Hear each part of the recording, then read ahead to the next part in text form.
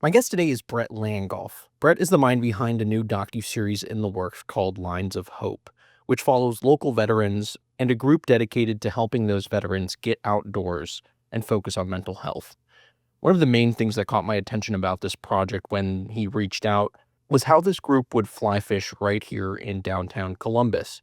There's a really neat visual in the trailer where one of the veterans is fly fishing and you can see the skyline of Columbus behind them. The goal of this docuseries is to open up the conversation about veterans' mental health. Brett himself has lived in Columbus for the past 20 years and is the founder of contentEXP Group, or CXG. We talk about his story, the story of the documentary, fly fishing in Central Ohio, how you can connect to nature right here in Columbus, and much more on this chronicle of the Columbus Chronicle. I think the main reason we all got connected was because of this incredible documentary you're doing. I want to talk about it on a high level real quick, what it is you're doing, and then I want to talk about you a little bit, but then I want to come back to the fact that like everything involved with this because I think it's pretty cool. So, what are Lines of Hope? What is Lines of Hope? Lines of Hope is a documentary shot in Central Ohio about fly fishing with veterans, which I moved here from Colorado. People don't think about Central Ohio as where we're going to go fly fishing. And we're not, these are not gold medal, Blue River, award-winning trout streams. We are catching smallmouth bass, bigmouth bass, trying to find muskies under 315. I mean, we shot under 315 and caught a fish. So basically, it's about healing for veterans. I was at a black tie wedding in the middle of the pandemic. Who plans that? I'll tell you the name later. And I'm standing in a bar and I meet a guy named Andy, and we're talking about fly fishing. And he lives here. And he said, Ohio has the second largest concentration of vets in the United States that fly fish. What a stat to have. I know. And I started thinking, well, hold on. This is intriguing. Love to tell stories. We need to capture this story. And once I got to know this team and got to know, we'll talk a little bit more about the characters in Vet Rec, Ohio, but I met this group, and fly fishing is the excuse. They get together for healing, camaraderie. Vets have a huge thoughts of suicide daily, hourly, by the minute. And they said the fly fishing helps that. Being together helps that. And once I started learning the stories, I knew I wanted to do the film. After this, I knew we needed to do the film. So it's a documentary about healing and hope that if we prevent one suicide from vets, then we've done our job. We're trying to open awareness, open the communication, and get people to understand what's going through these people's minds. Yeah, and I love that mission. One of the other things I really love is you have this shot in the trailer. I assume in the documentary there'll be multiple shots of this, but I I like fly fishing as well. We were talking about that briefly before the pod, and there's this shot of one of your subjects just getting the casting line. In the background is the skyline of Columbus, which is just to me, I was just blown away by that. Well, we found that angle, and it's an amazing shot. And it was so calm that day, you can actually see the reflections of the buildings off the water along with it. And then he had his dog in the water, and we had the old train bridge. Now we need sponsors. What I should do is go find all the buildings in that shot and call their CEOs and tell them they're going to be on the big screen.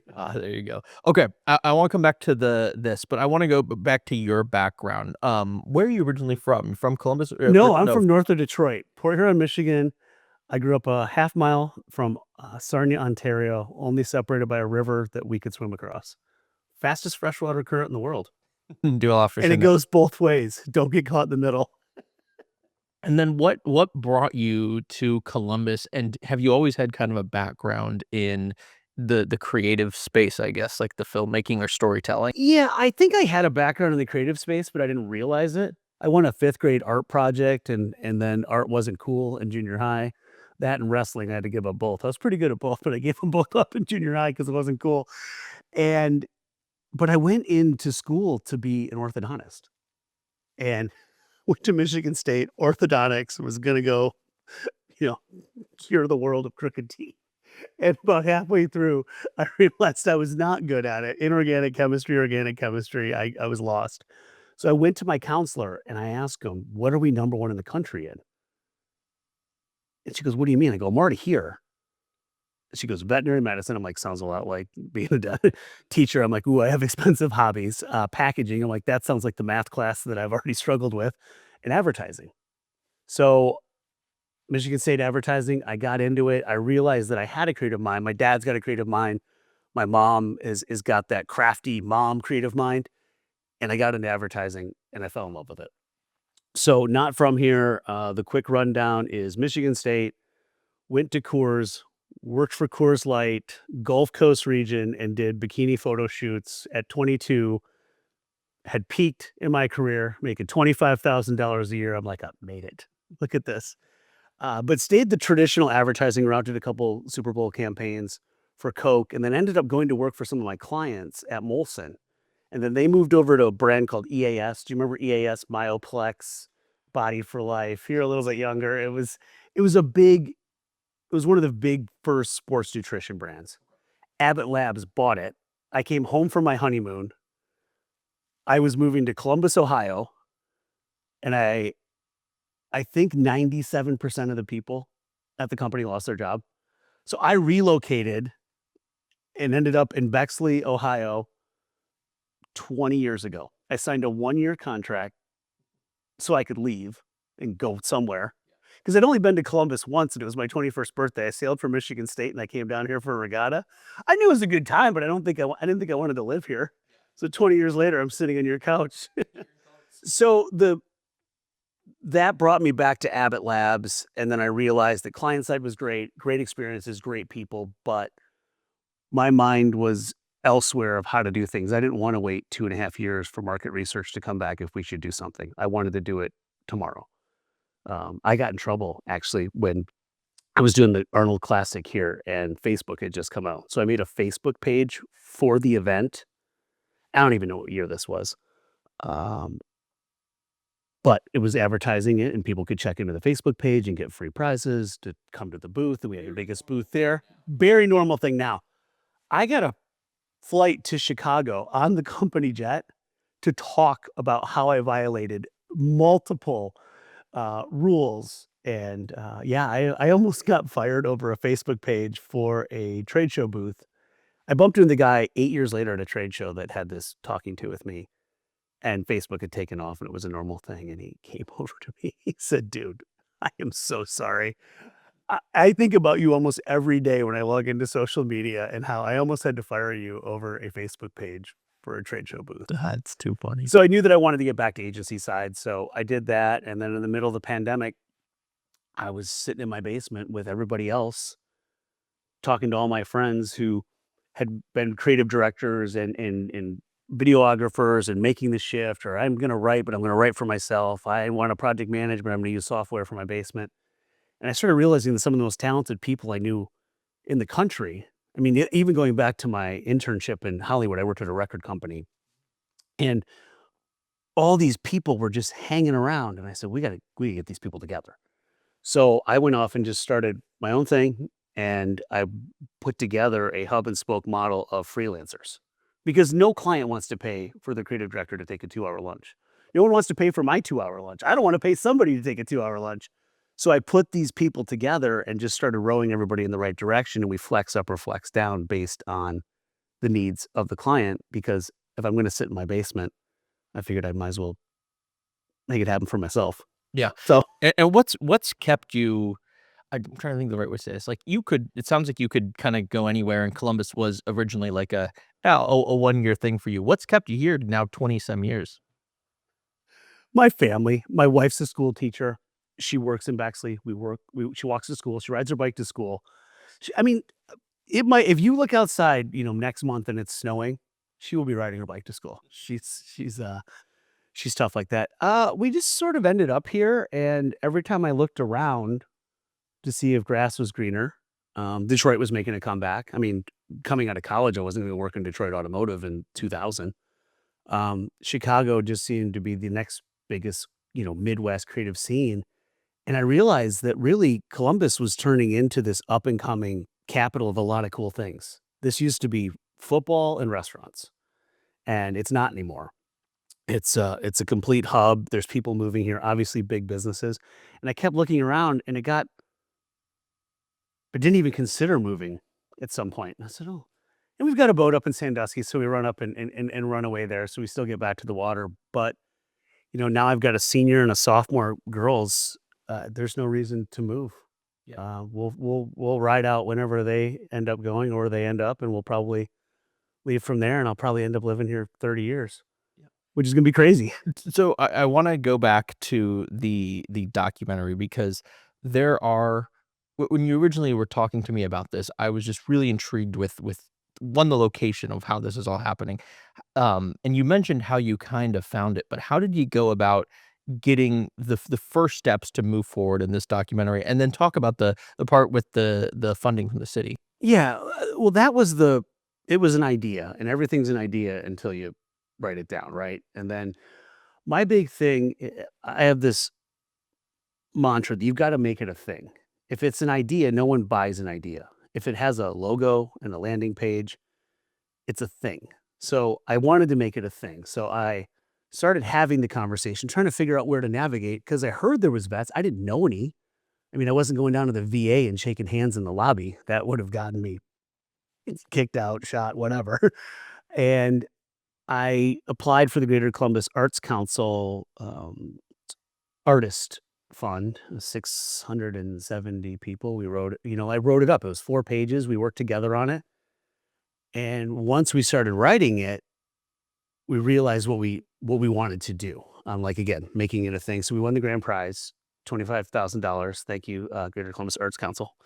And then we knew it was a thing. Then we knew we had to do it. And so we started having conversations about, Andy Stiebler, one of the executive producers. He also owns a custom fly rod building company in Columbus. So again, there's little nuggets that I'm weaving in. Mad River Outfitters has one of the largest watched YouTube channels out there, and they're right up on, I think, Bethel Road.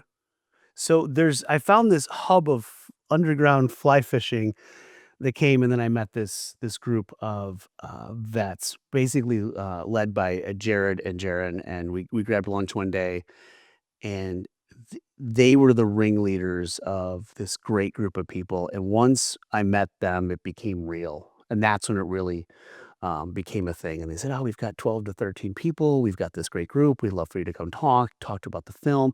So we came in and said, "We'd love to do this." We presented to them, and we were all fly tying at Cabela's, and cameras were running, and everybody signed their waiver, and they called the next day. They said, "We really want to do this. We really want to be on this adventure with you." So um, we just started working towards our deliverables of the Arts Council, but also working towards our deliverables of where we wanted to take this overall. So this group just really opened up and said, "Hey, come along with us." Again, fly fishing's the excuse. This is just a group. So they're really what made it happen. Met this group. They're amazing. They're very, very diverse. We've got people that have, you know, just gotten back to, a Vietnam veteran, male, female. So it's a very diverse group, which makes it exciting to hang out with them. So that's how we made it a thing. And now we've got corporations that we started to talk to that are very interested in being involved because the novelty of it is it's a Central Ohio fly fishing film, but it's not. The one thing that we've wanted to make very sure that it happens is we're going to film it here. We want it seen everywhere, kind of filmed here, felt nationally. Awareness is key to this. And we went right back from the beginning of if this can save one life, and I've told brand stories my whole life. That's my job. If I could do a story that saves a life, then we've really done our job. So we have an entire rollout plan. We have connections with the VA at a local and national level. The Ohio Film Commission's involved. Columbus Film Commission. John's the best. I don't know if you know John, but he's great. And we want this seen nationally because we want this to be a conversation. If all goes well, some wife's watching it on Hulu and knows a different way to talk to her husband, or a spouse is trying to figure out how to talk to their significant other about their time in the military or their time that they shared, or a sibling knows a different way to reach out. And that's a lot what we've talked about in these vets, just because the one thing that's important to all of this, I always say fly fishing is the excuse. It's the excuse to get outdoors. And the more vets get outdoors and stay active in a group, it's proven that they live healthier lives and they think healthier thoughts. One of the things I was on a video shoot, maybe 2 months ago, and I was at VFW, funny enough. I was talking to, the post commander, and he was just talking about how post commander, is that the right term? I don't know. But I was There talk are so many titles, and then I'm working with 4 branches of the military Yeah. who all make fun of each other based on title and rank, and I'm still catching on. Yeah. But so I you're pretty Okay, close. okay. I was talking to one of the lead people at the Post, and they basically said one of the hardest things is for veterans to reach out for help in general, and to know, but when they see others do it, that it kind of creates that spiral, which is why I think this documentary is really cool. But how did you go about in those early phases getting those people to want to be part of this video, right? Because I imagine some of them are just like, "This is just kind of my escape, like, I'm good," and you're like, "Well, no, I wanna document all of you doing all of this," right? Yeah, well, I grow on people. People don't always like me at first. No, it really that is true. We came in very high level. We wanted to just get to know them. The questions were surface level. We watched a football game together. I wanted to know their stories, but I wanted to make sure they wanted to tell their stories. And so, because again, this is not a film about war. It's a film about coming home and where you go after you're home. Their worlds have all changed. Regardless, they could be coming home to a different address, a different family, coming back from losing the friends they had there, or coming back and, a parent had passed away. Whatever they came home to is always going to be different, and we wanted to learn about where they were going with this and where they were taking it, so we just hung out a lot, and the first they came back from we had a retreat, a couple weeks ago. We did a 3-day retreat, Kickstarter, funded the whole thing. We rented a, cabin on the Olentangy, had an absolute blast, watched football, fires, um, fly tying, watershed, garage beer, meatballs, pizzas. Yeah, that kind of thing. And they came back and we asked them some questions, but we kept the camera on just if they wanted to talk about anything. And those questions were easy. Those were softballs. You know us better than that. I said, but I've never asked you that question. Like, well, I'm ready to go. So we didn't come in with the full court press, and Jared, and Jaren are the ringleaders of this group, and we talk a lot off base. We talk more than we film, but that's kinda how we're ramping up. So it's just really getting to know them. I mean, it's just a double overtime SEC football game on a Saturday night, and got to know 3 of them really well that had nothing to do with nobody had any skin in the game, nobody was rooting for any team. So it's just hanging out. This one guy came up to me and he said, "I really would like to thank you for this weekend.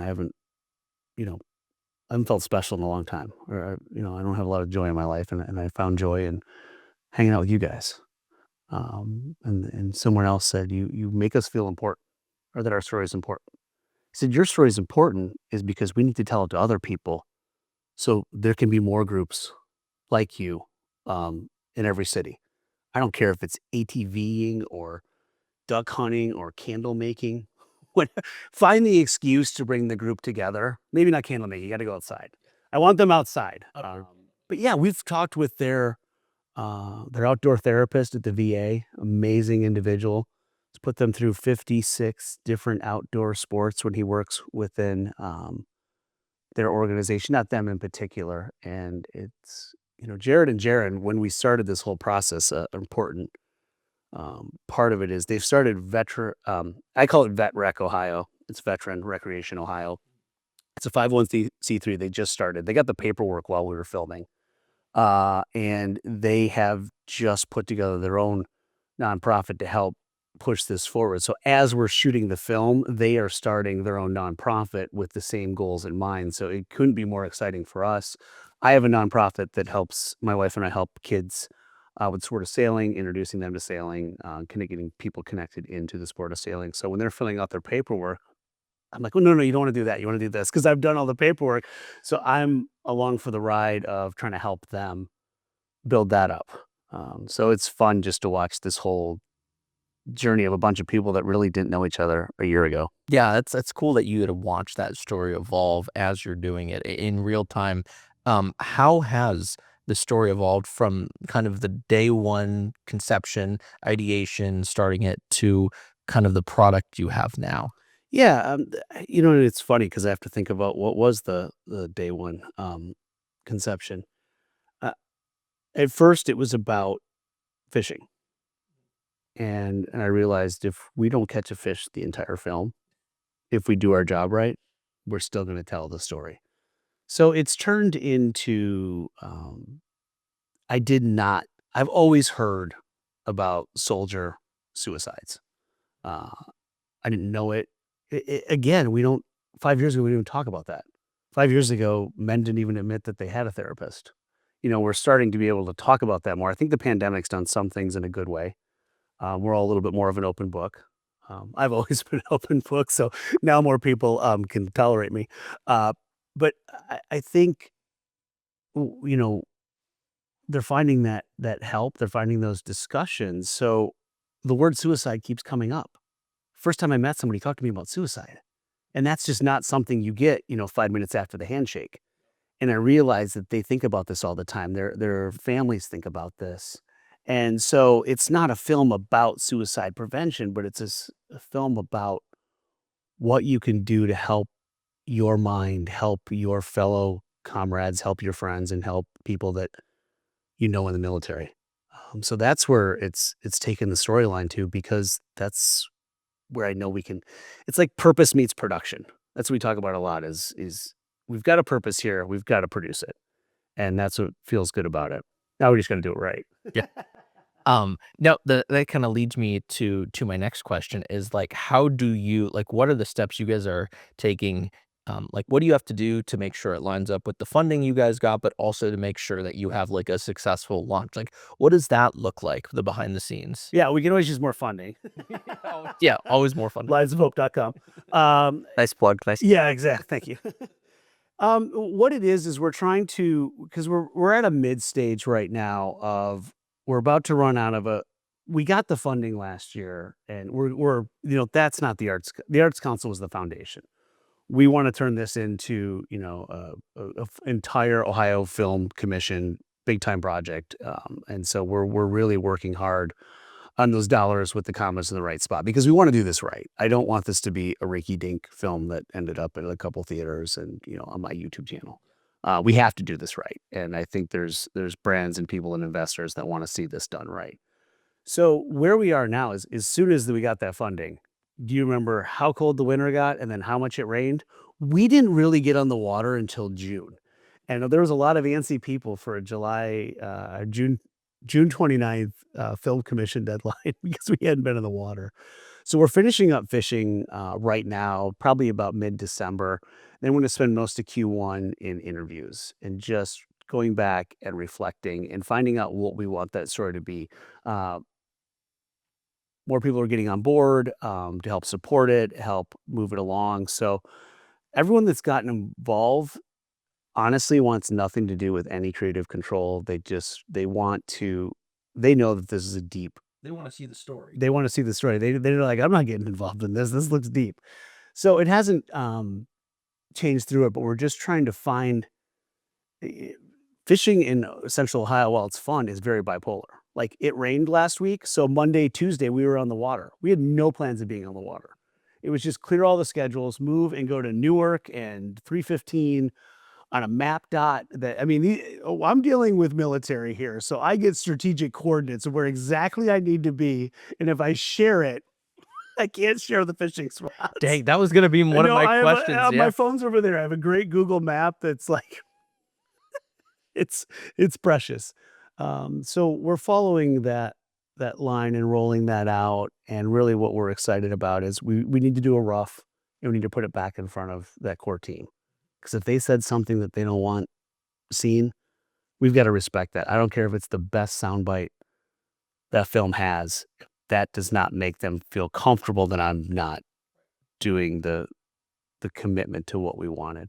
We're a pretty open book, but we'll do a rough in front of them, make sure they're comfortable with it. We'll look for some gaps because what will probably happen is we'll watch the rough and somebody will come up and be, you know what I really wanted to say there was this. I'm like, cameras on. But we want to make sure they feel good about it. And then we're going to roll it out. Premieres, we're going to put it through the film festival circuit. And then hopefully, the goal is streaming. The goal is if we can get millions of views on this, it's not about, um, oh, I want to get on Netflix because that means I made it. No, I want to get on Netflix 'cause I want millions of people to see this so they can figure out how to help our vets. Because I had no idea how much we ignore our vets. I've heard about it. You hear about it. Hey, yeah, respect them. The reason we're free, 4th of July, we get fired up. Veterans Day, we get fired up. Yeah, we got to do a better job. And I hope this is just a slight sliver in helping bring awareness and doing a better job. Can you share anything about the subjects of this film, or is that for when the film comes out? No, I can share. I mean, not to get into a ton of details, but it is this core group of Vet Rec Ohio that's really been our group. We planned on bringing a bunch of different Central Ohio fly fishermen and fly fisher women. Um, it needs to be a better word, fly fisher women. It doesn't. There's some great ones. Shay's a badass. She can catch fish. Can I swear on this? Yeah. Okay, I'm a sailor. I always swear. I'm actually I don't think I've sworn yet. So we wanted to get this different group and kind of bring them together, but then we found the group that was together, and this is the group that's really formed Vet Rec Ohio. But like I said, the two individuals that really made this real are Jared and Jaron, and um, they're the yin and yang of each other too, which makes it great. But we've got 12 to 13 uh, different individuals. Like I said, there's some volunteers that don't have a military background that are involved. They help guide or help tie, or there's a lot of people that just want to show up and be part of this group that have nothing to do with the group other than they just want to hang out. So there's a whole cast of characters. They'll roll out I'm still getting to know some of them too. Some of them I know really well. Some of them, um, like with any film, you can't be 15 main characters. I'm also the guy that, was doing some editing one time, and for our first documentary we ever did, and my youngest daughter got cut out of a couple parts. So I'm always like, I'm not mean. I cut my youngest daughter out of a scene of a documentary we did. What was the first documentary you did? First documentary we did was Wind Over Cancer. It was in the middle of the pandemic. This is the accidental story of how my wife and I started a nonprofit. I really got into, you go back to creative space and advertising. I never knew how to take what was in my brain and make it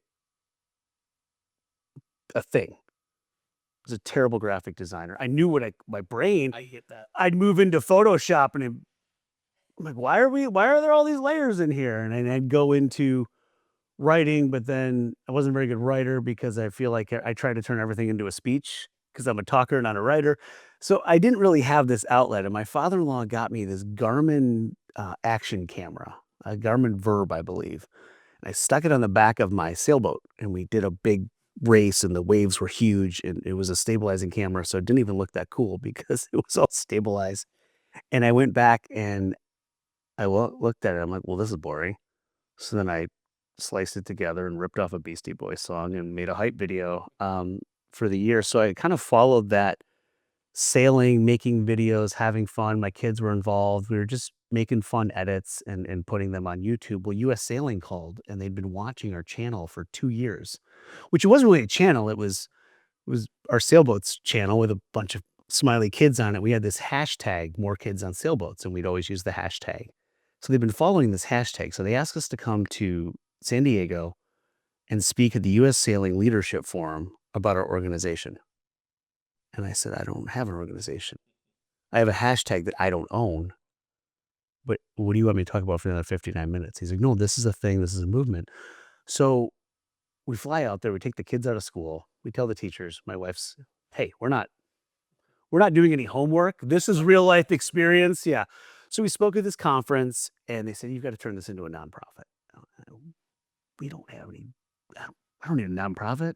I don't know how to run a nonprofit. I don't even know how to I want to stay away from the IRS, not invite them back into my house. So we did it. We said, what do we do with this? We now have this nonprofit we got to do something with. And we decided we got the paperwork the second week of the pandemic, like when it first started. We said, well, by August, it'll be over. We're going to make a film about there's a leukemia lymphoma society. The Leukemia Cup is a big fundraising event that happens in 45 cities. It doesn't happen anymore, but 45 cities around the U.S. for sailboat racing. So we said, let's put a team together of kids to raise money and awareness for leukemia and lymphoma. And we'll do it in August because the pandemic will be over. And so we had a great partnership with Yeti. So I call up Bill over at Yeti and I said, I need you to sponsor a film. He said, we put it on our website. I said, sure. So now we've got, Yeti Presents hanging over our head. And I walk back and we have money and we have funding. So I looked at Andrew, who was on the board of directors, and my wife, and they're like, wait, we're making a film? We're making a film. They go, we don't know how to make a film. I'm like, we're just going to record it. We'll figure it out later. It's a story about kids. Well, they raised the most amount of money. They are one of the 33% of the boats that finished the race. It was awful. I was on board. Andrew was the cinematographer. Andrew puked half the race. It was awful out there. And we lost. We got last, but we finished. Yeah. And then they went back the next year and won the whole thing. So we had it all done. We kicked the can down the road for 11 months because we didn't know how to make a documentary. We called our buddy Rain and said, we're struggling here. He goes, well, you have Star Wars right here. Look at your characters. Who's Luke Skywalker? Who's Darth Vader? Darth Vader's the disease. Who's Chewbacca? Put these in this order, and there's your film. Keep it under 10 minutes, and let's go. I'm like, oh, thanks, Rain. So we had it all done. We sent it out. Everything was good. And 2 weeks later, the kids won it. So I'm like, we have a new ending. So we did that film, and thought nothing of it. It was fun. Yeti loved it. Everybody was happy. Leukemia Lymphoma loved it. It was fun to do. And I lost both my brothers to an accidental carbon monoxide poisoning accident. It was awful. Absolutely awful. And I was an adjunct professor, and I left for 10 days to go back, family, funeral, just trying to be there. And one of the kids in my class submitted it to a film festival. I gave him a project to watch 5 films and figure out how to make that into a marketing plan, what to do with it. And the kid just fired it off. I was like, thanks. But so we won this film festival in Calgary, Alberta. I don't even remember what it was called at the time. And we're like, wait. So someone heard that we'd won it. So they asked if we would enter the Couch Film Festival appropriately. And then we won a film festival in Toronto. And I was like, wait, we're a really big deal in Canada right now. So it just kept going. And 70 accolades later, I mean, last year, Katie, Andrew, and I won the honorable mention for global humanitarians in film. And we just accidentally had a nonprofit that accidentally made a film that honestly accidentally got submitted into a film festival. So that's where it all started. And that's where Andrew, and he's on this project also and leading all the visuals. And that's how Andrew and I really turned this all into what is now, CXG, because we were bored in the pandemic. So I think my whole premise is how to do things by accident. You got to manifest it, right? No, So that's our first film that has led into, and we've got 3 going on right now, actually, this and 2 more. So what are the other 2? one is about cystic fibrosis. A guy named Chad ran 65 miles in 65 hours in the goal of raising $65,000 for cystic fibrosis. So little kids can't say cystic fibrosis. They say 65 roses. So it's kind of become the nomenclature. I don't know if that's the right word for it. And I heard about this. So we followed him. He ran all around Bexley and Franklin Park and Conservatory and Bridges. and it's a story of, and then he got people all around this group, and they all ran and they GoPro'd and they iPhoned them and sent them all this information and content, and now we're putting it together on a short documentary to raise awareness for finding a cure. It's called Generation Cure. The goal is to find a cure for cystic fibrosis this generation. And then there's a big one we've been working on called Tangled Threads. It's the history of the history of fashion and how it impacts the environment. So go back 2,000 years ago and think about, um, water and denim, and we only wear an article of clothing 7 times before we get rid of it. I can't say that for anything I'm wearing, but that's good. Yeah, same. Yeah, but it's just our obsession and our connection with things, and one of the materialism. One of the episodes we're going to break down what's in a t-shirt, how it got to like a forensic take on what's in this t-shirt. One of them is about analyzing a closet, and it's going to be an docu-series, and I've got Ohio State is heavily involved. We've got history, environmental, sustainability, fashion. We've got all the heads together at this big group of this group that I've put together. My friend Lisa and I reading ice cream. I do meetings in and around Bexley, and I got sick of going to the Starbucks because it was loud and I knew everybody. So I tried to have meetings for a year at every place not named Starbucks. So I ended up eating ice cream a lot for meetings, and people loved it because, like, wait, I need to show up at 2 wherever I'm meeting or eating ice cream. So we came up with this at Johnson's Ice Cream, and she's got a history in this from the client side, from being big fashion. So we're working on that also. And then there's the day-to-day job, which is actually trying to run an advertising agency. Yeah, you're a busy guy. Trying. Kids got to go to college, right? Good point, good point. I know without giving away, yeah, because I guess you don't have to give away spots, but kinda talk to me about fly fishing here in Central Ohio and what you've learned about it. What I've learned is, as a trout fly fisherman, you kind of see the fish, you set it up, um, you know what they're behind. It's very similar from like a rock formation. Um, it, it's it's actually a pretty similar setup for casting, but these fish, they feed differently. So I've actually found, once I've gotten into the river and once I've taken out the noise that you might be by an expressway, and that's not. I mean, one of the best spots to fish in all of Colorado is under I-70 and Asbestos Alley in Dillon, Colorado. I mean, it's smells like, grinding brakes the whole time, but there's big fish under there. So it's very similar setup, but the water levels are what change. They're very, like I said, it's a very bipolar. Yep. So you've got to find that part of the river that flows, because sometimes you go to it and there's not even one. We went to go shoot some of the trailer, and we went back 3 months later, and I showed one of the interns. I'm like, "Remember that shot from right here?" I'm like, "That's that part of that tree." And they're like, "Geez." But when it runs, and we have a dam system, so you've got to control that. Jared is almost he's obsessed with the water flow. So I remember we were talking about one thing, and he sent me this like custom website that he built that pulls all the water flows into one location, and he told me about the whole back end, and I was like, "That is super cool." What am I looking at here? So it's actually very similar in the mechanics. Flies are obviously different. You fish under the water more than you fish on top of the water, uh, but it's still a rod, a reel, a crank, and basically silence.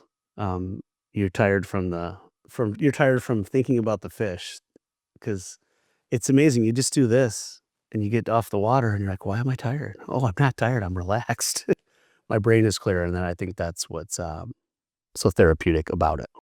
But and I think that what's a cool point is how local this is, because I find, when we go out to, like, Colorado or go out west, like, when you're out in the nature, you get, like, this real deep sense of peace.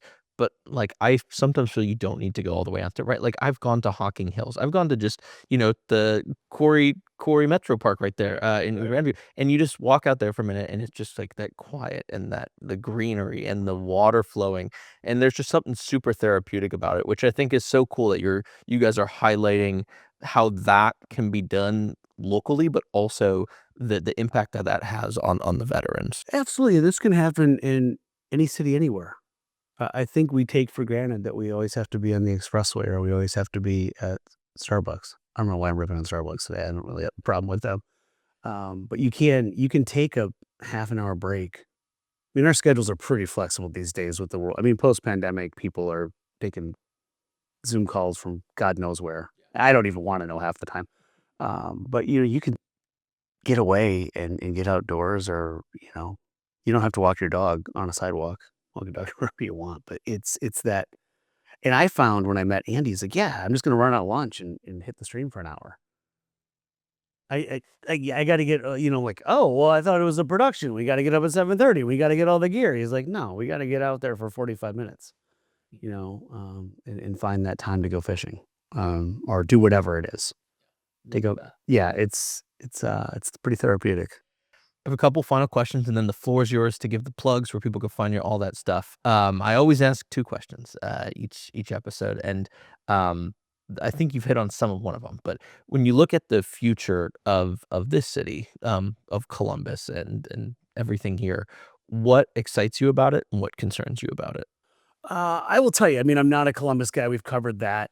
Um, uh, I had all the doubts in Columbus, to be honest with you. And I honestly think that this is the creative capital of the Midwest. I really think that Columbus is this. Look at the universities we have, in and around, Ohio State's, but CCAD, go down to Athens, go down to like the university scene here is amazing, which you always get intelligent thinking people. Look at the businesses we have here. Look at the Fortune 5 company and look at the creative juices we have, the fashion. I mean, food is super creative. People don't think about that. I think it was a necessary that you got to eat, but all this creative people are coming together, and I really think this is Chicago's used to be big advertising agencies, 50s and 60s. That was their thing. Detroit's always been automotive, but I think this is the capital of creativity, and I think all the right people are moving here. They're moving here for the right reasons, and I really think this town. It's not a town anymore, right? Or it's like the second largest city in the Midwest. Um, this city can really do great things. The film commissions are behind it. All the brands that work here. Everybody's really smart and creative, and they're not afraid to be themselves. So I think this creative capital we have here is amazing. Some of the people I've met through the projects I've been, and I'm blown away that they live 2 miles from me. So that's what I'm really excited about. Concerns. I'm a Michigan State grad. I'm concerned about how much money the Buckeyes have to spend on football. I don't think it's healthy. I think we got to cut back on the Buckeye spending. They're really good. I mean, It's the one funniest answers I've heard for that. I'm really concerned about their payroll. No, I don't. I mean, sometimes you can get too big too fast, but I don't think that's a concern here. I think this town's growing, um, in the right way. So I don't know. Yeah. I'm in for 9 or 10 more years. I'm good. I'm out of here after that. Probably a boat somewhere, small. Just sailing around. Yeah, a big boat somewhere in a dock with a really small apartment and a very large storage unit. I think that's where I'm headed. It's funny. Favorite places to eat, drink, or hang out here in the city? I think Club 25 is one of the greatest places in the entire world. Eat, drink. You're like the 3rd or 4th person in a row to mention Club 185, which I love. Like, Oh, they're the best. I love pizza. So I just run around this town eating pizza. Mikey's Late Night Slice, just because of the environment. I don't know. I've never really thought about this. I mean, the top in Bexley is amazing. I love it there. I've belonged to the athletic club. I love to hang out there a lot. They've done a lot with that downtown, and it's a fun place because I know where to park. Oh, Tip Top. Yeah. I can keep going, actually. I love a good cocktail, pizza, and Some steak. fun environment. Yeah. Yeah, I think that'd be my list. That'd be my tour. I mean, I used to run people down to, what was it, the Santa Maria that was down there? Oh yeah, yeah. Remember that? No, I So was not here when that was. friends would come here and they'd be like, dude, you live in Columbus. Like, what's there to do? And they'd come into town, and it used to be around like an away Michigan State hockey, basketball. We couldn't afford football. We didn't want to watch ourselves get smoked. So my wife and I, Katie, would always drive them right to the Santa Maria. And and we'd just make up this story. And then we'd hit downtown and all the spots, but it was always the Santa Maria was part of the tour. We never went on because it was like expensive. We'd just sit on the sidelines and tell stories about how Columbus got it here. That's too funny. That's too funny. Okay, floor's yours. Let's hear the plugs. Where can people find you? Where can people find the documentary? Yeah. Yeah. Lionsofhope.com is where to find us. You can sign up. You can reach out to us. You mentioned the trailer. You can watch it there. I would watch it. The visuals are pretty cool. We're just building upon that. Yeah, so that's where we are. We've just finished up a Kickstarter. We're going to start to put out the newsletter after that to keep people updated. We've got a lot of anybody from $1 to, whatever has been involved. We're continuing to build. If people want to get involved, they can reach out to us if they have a secret fishing spot or a place they want to host some vets on a pond. We're in for all the spots that maybe we're not even allowed to. So if somebody wants to get involved that way, or they have a connection or want to guide or have some insights into Columbus fishing or want to get to know this group, I mean, we're going to start to roll out premieres. If anybody would like to host our premiere, they can let us know. We're going to make this a big Central Ohio themed launch to really make sure we get the roots of the project here. But like I said, we want to roll this out to a national level so people can, if we do this right, which I think we will, I hope we will, I know we will, people can watch this film in 10 years and it's still going to help them. That's the goal. This is an evergreen piece of content that is going to live out there for people to understand what our vets have gone through and how they can help them, prevent that one wrong move or that series of wrong moves that lead them down a path that they didn't want to be in to begin with, and they just did it to help our country. So, yeah. We'll end it there. Brett, thanks so much for coming on the pod. Cannot wait to watch the documentary. Yeah, me too. Thanks for having me. I love what you're doing with the city, and it's great to get, I'm excited to be on the couch. I've seen the couch a couple times. I'm pretty pumped to be on the couch. Awesome. Thank you so much. Thank you.